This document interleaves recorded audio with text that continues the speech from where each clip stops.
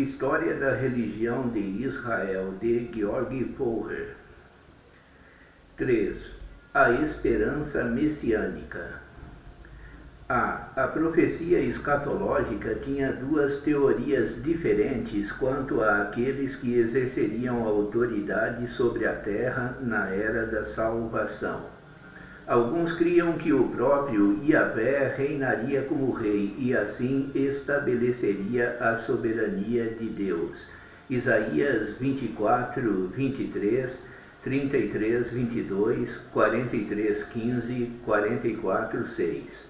Abdias 21, Miqueias 2, 13, 4, 7, Sofonias 3, 15, Zacarias 9, 1 a 8, Malaquias 3, 1, Salmo 47, 96 a 99, 146, 10, 149, 2. Outros, ao contrário, supunham que não o próprio Yahvé, mas um rei humano indicado por ele reinaria como seu representante soberano. Esse soberano é comumente denominado Messias, embora o Antigo Testamento nunca use esse título para a figura tão designada hoje. Tal uso começou com o judaísmo após o Antigo Testamento e com o Novo Testamento. Na discussão seguinte, continuaremos a usar esse título, visto que é o termo familiar, mas deve-se notar que as profecias do Antigo Testamento nessa questão não fazem menção do Messias.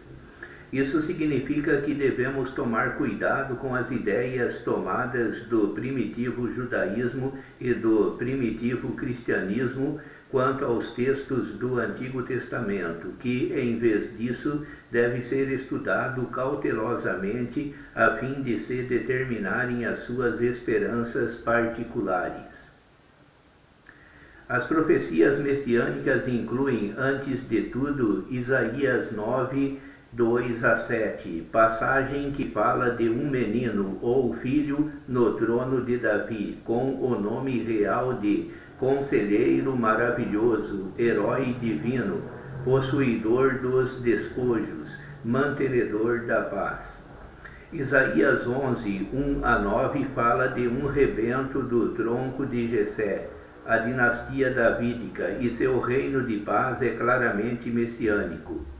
De igual modo, Isaías 11, 10 e 16, 5 falam de um rebento da raiz de Jessé ou de um soberano justo e juiz associado a Davi por meio de um acréscimo tardio.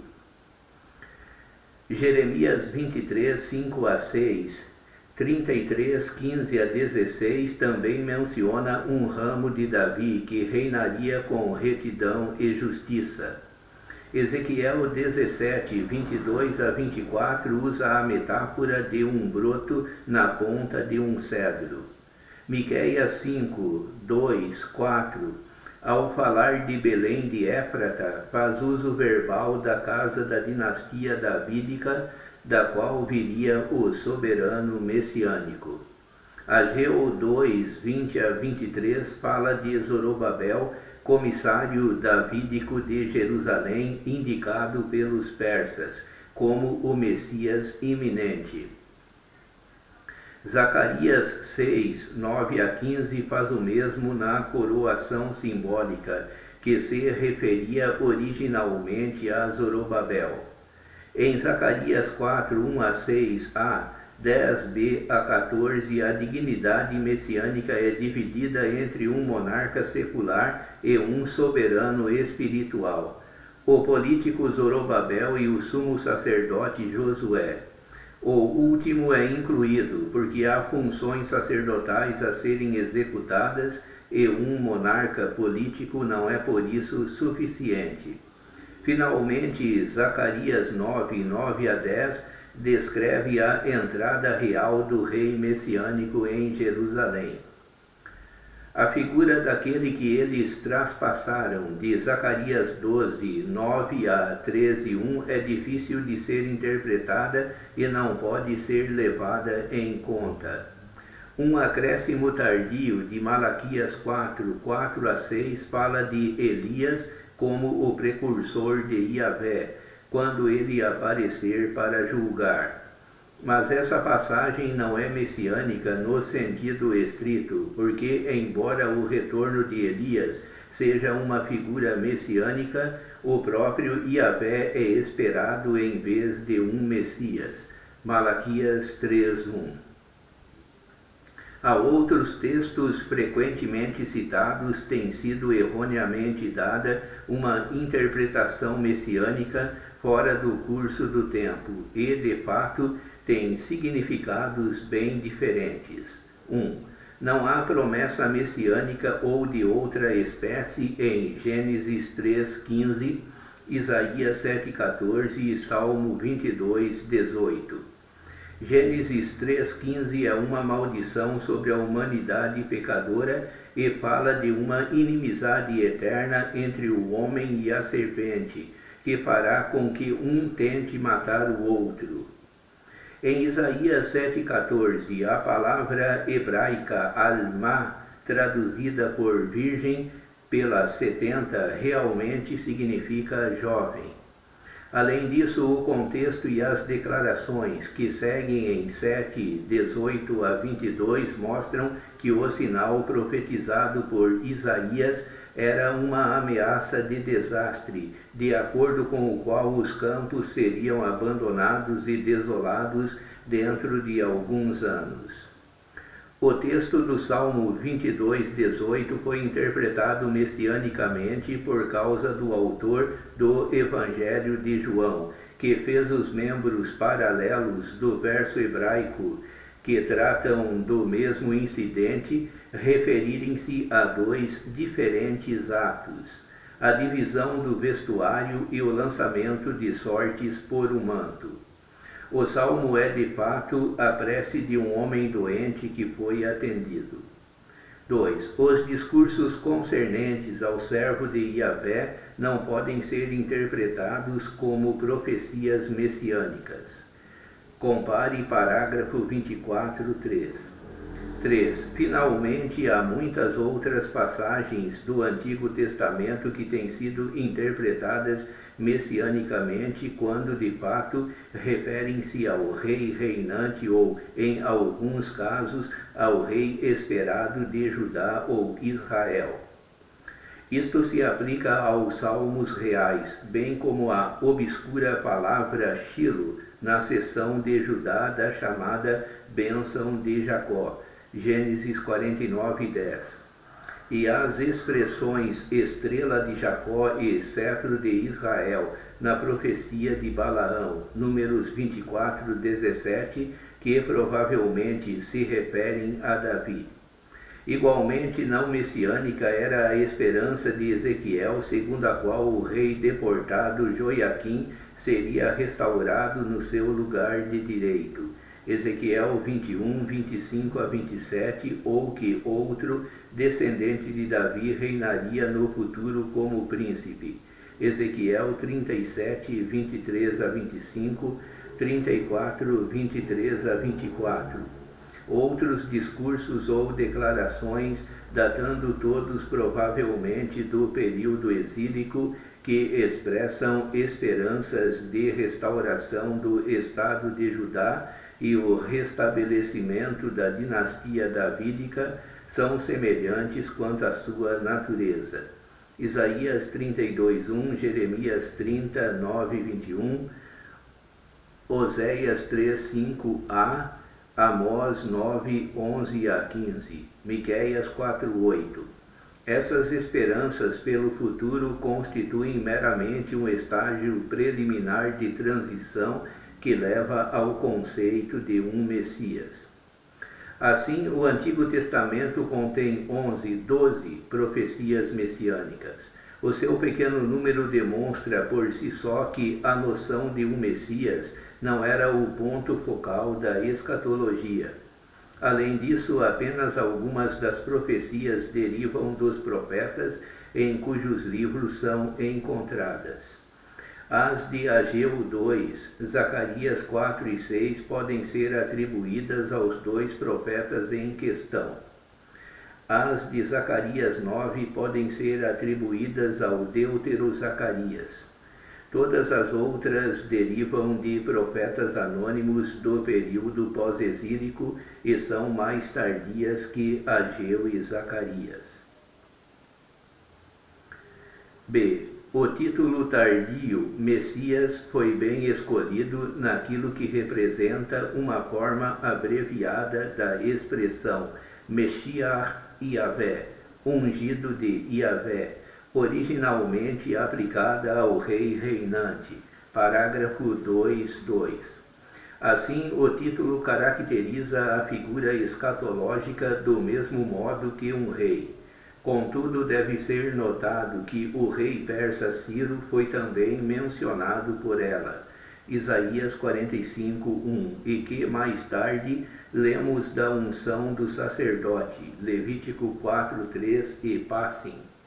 De todos os sacerdotes, Êxodo 28:41, dos profetas, 1 Reis 19:16, Isaías 61:1 e dos patriarcas, Salmos 105:15, 1 das Crônicas 16:22. Consequentemente, a unção significava que um homem entrava num relacionamento mais íntimo com Yahvé do que era usualmente o caso. Assim, o título Messias descreve a figura escatológica como alguém que mantém uma associação especialmente íntima com Yahvé. A esperança de semelhante Messias originou-se nos tempos iniciais do período pós-exílico, depois da queda de Judá e da deposição da dinastia davídica, após o exílio e a libertação, quando veio a existir na Judéia uma nova comunidade sob a soberania persa, mas a profecia escatológica prometia uma era eterna de salvação, como uma efetivação da soberania de Deus a ser exercida primariamente dentro do contexto de uma nova nação e império israelita em solo palestinense. Contudo, a nação e o império, como eram concebidos pelo tempo, necessitavam de um soberano. O verdadeiro soberano deveria ser, indubitavelmente, o próprio Yahvé. Aqueles que não aceitavam a ideia segundo a qual ele podia aparecer e reinar na terra em forma corporal, esperavam que ele apontasse um representante terreno para reinar em seu nome. Esse representante é o Messias, o futuro rei da era escatológica de salvação, exercendo seu reinado como representante de Yahvé na terra. Ele reinaria no império nacional e religioso vindouro que Yahvé um dia estabeleceria miraculosamente. Assim, as esperanças messiânicas surgiram e floresceram onde quer que o povo pensasse em termos escatológicos e, ao mesmo tempo, permanecesse fiel à monarquia davídica. Tais esperanças são encontradas tão raramente e permaneceram no segundo plano porque esses círculos eram pouco numerosos e não exerceram influência duradoura.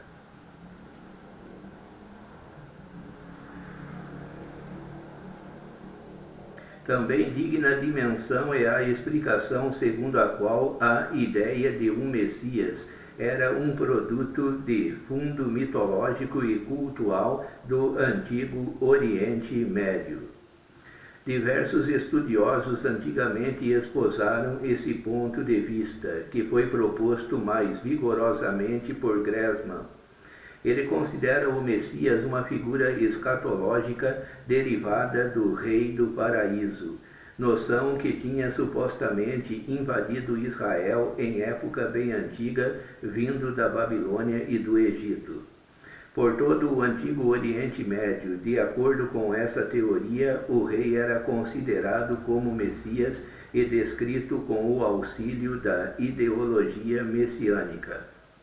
A ideia monárquica do antigo Oriente Médio refletia mesmo concepções messiânicas mais antigas.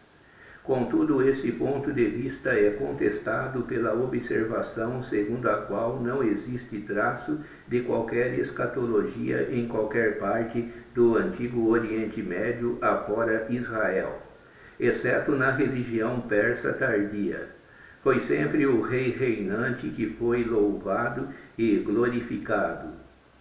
S. Mowinckel tem uma teoria diferente. Como ele a explica, a realeza de Yahvé foi no princípio experimentada como realidade na festa de entronização de Yahvé. Ao mesmo tempo, o rei terreno era celebrado como seu ungido, representando as esperanças e aspirações da dinastia e da nação. Moderado pelas desastrosas experiências da monarquia mais recente, o povo projetava essa realidade no futuro como um ideal. Assim, a forma e o conteúdo da esperança messiânica derivaram da ideia israelita de realeza como um estágio preliminar no desenvolvimento das esperanças propriamente messiânicas. Mas essa ideologia real israelita estava em si mesma associada com o conceito de realeza do antigo Oriente Médio. Contudo, a existência de uma festa de entronização em Israel é altamente duvidosa. E em Babilônia, terra da clássica festa do Ano Novo, envolvendo a entronização de Marduk e o rei, nenhuma escatologia ou esperanças messiânicas jamais se originaram, embora os desapontamentos da vida diária fossem realmente grandes. Outros enfatizaram mais a conexão entre a realeza do antigo Oriente Médio e as esperanças messiânicas, tomando como ponto de partida um esquema cultural comum a todo o antigo Oriente Médio e usando o termo messiânico para descrever a ideologia real que se supõe constituía o centro desse esquema. Esse termo não se refere a um messianismo escatológico, mas à ideologia real totalmente desenvolvida. De acordo com este ponto de vista, a realeza era uma instituição religiosa e política. Pela graça de Deus, o rei incorporava a divindade em sua pessoa e representava o papel da divindade no culto. Ao mesmo tempo, representava a comunidade, a nação como um todo.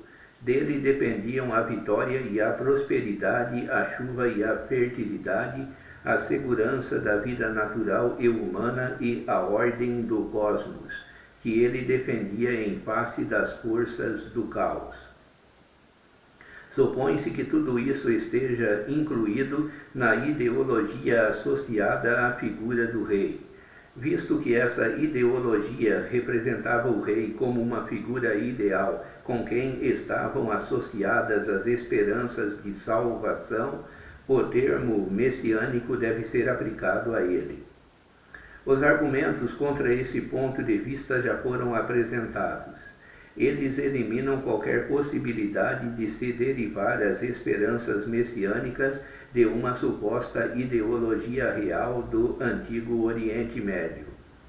Essas esperanças podiam originar-se somente depois da deposição da dinastia davídica, dentro da estrutura de uma esperança escatológica.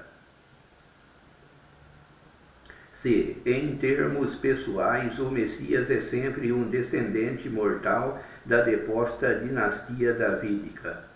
Quando as iminentes esperanças de Ageu e Zacarias os levaram a designar alguém que pudesse assumir logo a soberania, eles o encontraram na figura de Zorobabel, neto do antigo rei Joiaquim.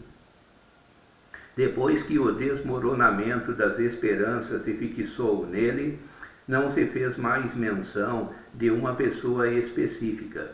Em vez disso, falava-se em termos gerais de um rebento ou raiz que brotaria do tronco de Jessé, de um descendente da antiga linhagem de Belém. Não é Davi em pessoa que retorna miraculosamente, nem Davi ressuscitado ou reencarnado, nem Davi redivivo. Essas seriam ideias impossíveis para o período do Antigo Testamento. Mesmo quando o soberano escatológico era simplesmente chamado de Davi, isso era somente um modo abreviado de referir-se a um descendente da antiga dinastia. O Messias não é um ser sobrenatural que desce à terra, mas um ser humano como qualquer outro. Ele é superior apenas por causa de seu relacionamento particularmente estreito com Yahvé, de quem é representante, e por ser descendente da antiga dinastia. Não há nada miraculoso acerca do Messias. O milagre será a era da salvação inaugurada por Yahvé e o império estabelecido por ele. Às vezes, naturalmente, não se trata de uma pessoa específica ou até de um único indivíduo. Não se espera um Messias individual, mas uma dinastia messiânica davídica. Mesmo quando um único renovo era mencionado, ele aparecia como uma figura na qual a dinastia messiânica primeiramente tomaria forma visível. Ele marca simplesmente o começo da era eterna da salvação e é o primeiro de uma série sem fim. A tarefa do Messias será sentar-se no trono de Davi e reinar como um rei justo. Independentemente do segundo, o Messias sacerdotal da visão de Zacarias, desde o começo ao Messias foram atribuídos uma função e significado que eram políticos em seu mais amplo sentido. Ele era uma figura política do mundo escatológico. De modo negativo, isso significa que no Antigo Testamento o Messias não traz salvação e não é um salvador. A salvação vindoura é sempre dádiva de Yahvé. Mesmo em Isaías 9, 2-7, é Yahvé quem faz tudo. A pessoa do Messias é secundária quanto a Deus que o indica. Seu trabalho é somente aquele de um agente e representante de Yahvé, o verdadeiro rei. Positivamente significa que o Messias, cheio do Espírito de Yahvé como a fonte de seu poder, age como chefe e herói militar, defendendo o povo e a terra contra todos os ataques, assegurando a paz perpétua e criando felicidade e prosperidade, paz e segurança, ordem e amor fraternal. Ele faz tudo isso como o soberano da terra, depois do começo da era da salvação. E o judaísmo primitivo, de um lado, continuou a linha de desenvolvimento encontrada no Antigo Testamento, esperando também um Messias nacional e político que pertencia à ordem terrena.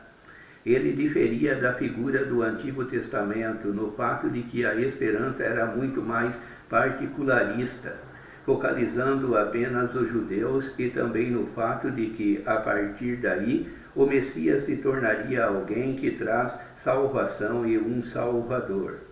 Por outro lado, era esperado um Messias universalista que pertencia à ordem sobrenatural, uma figura já pressuposta pelo livro de Daniel. Essa figura era chamada de Filho do Homem. Só raramente se faziam tentativas para unir as duas concepções, Esdras e o Apocalipse de Baruque.